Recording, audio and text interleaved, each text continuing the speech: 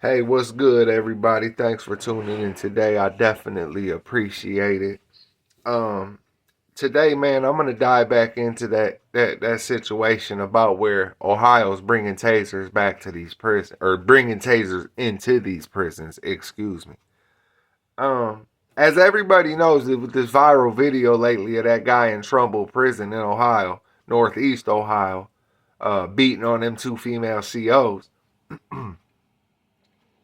He elected to just, put his hands on them COs.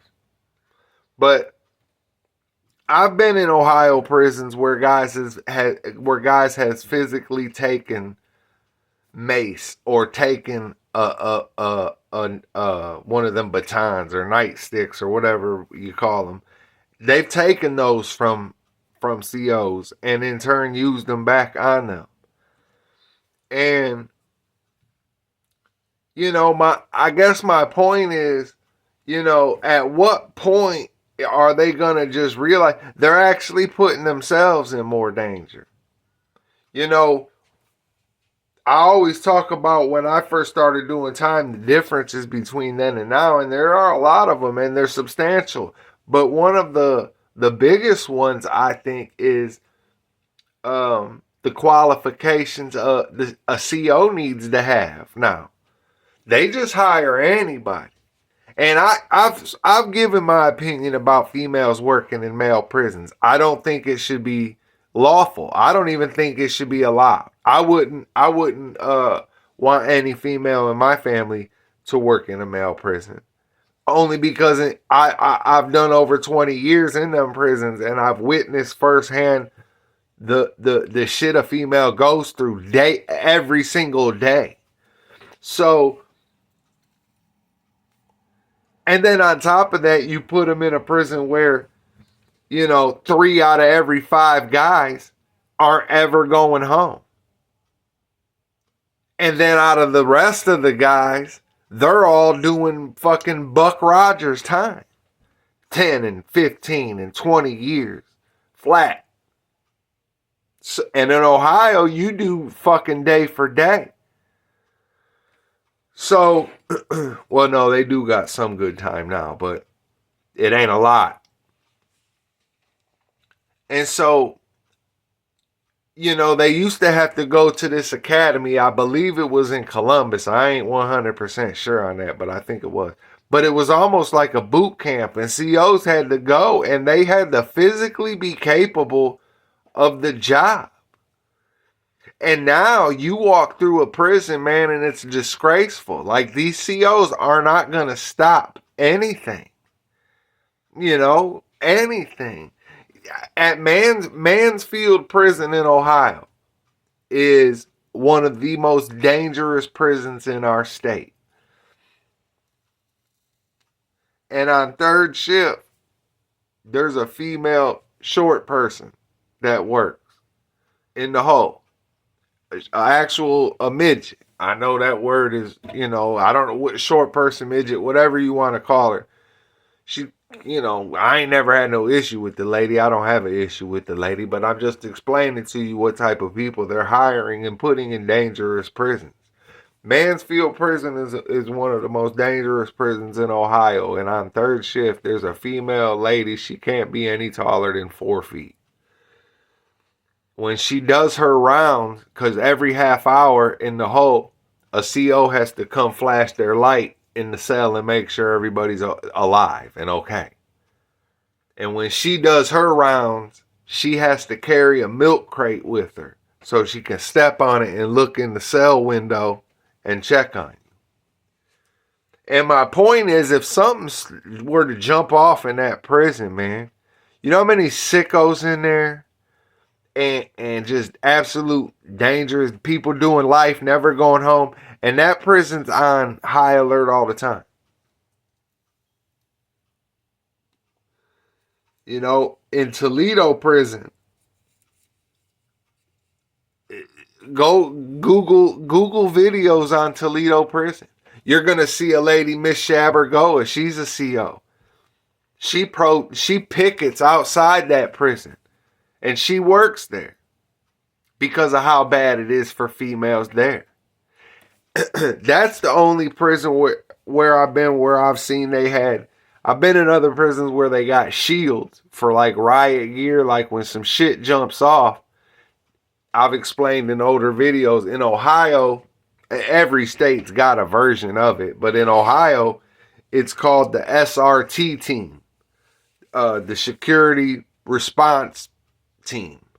And what they are is they're the guys, if a guy is like having a standoff with a CO, if a guy's holding somebody hostage, if a guy's talking about he's going to kill himself or harm himself and he's refusing to come out of his cell, the SRT team, or if there's a massive shakedown, sometimes the SRT team will help. They call them the men in black, the inmates do. But they're the guys that come through with the elbow pads and the knee pads and the black riot gear and the helmets on. And the first guy in their group always would have a clear shield. And it was electrical. It would shock inmates when they would push into the cell, when they would just blow in the cell and they would hit the inmate with it, it would electrocute and shock like a taser almost.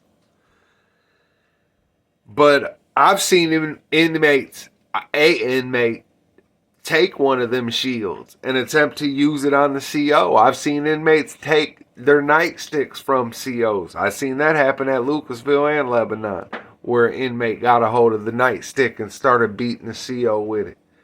I was in Ross and Mansfield where inmates got their hands on these mace guns, an actual like gun. This dude, he had crawled up on top of the rec cage in Mansfield in the hole, and he was refusing to come out. So the COs came in and they laid these mattresses out on the floor because they were going to shoot him down with spray, with mace, pepper spray, and if need be, one of those bean bags. So they laid mats down so he didn't splat on the fucking hard concrete floor. Because he's a good 30, 40 feet. I mean, he's up there. Anyway, long story short, these stupid motherfuckers, the white shirt comes in and he's got an actual, it's a fucking gun, but it's like a super soaker, but it squirts mace. It squirts bear spray. And at that time, they were using this super strong shit called Fox.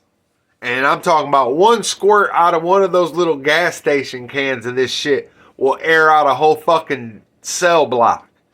And he come in with a super soaker of this shit. But anyway, the dumb motherfucker, he was the one running the show.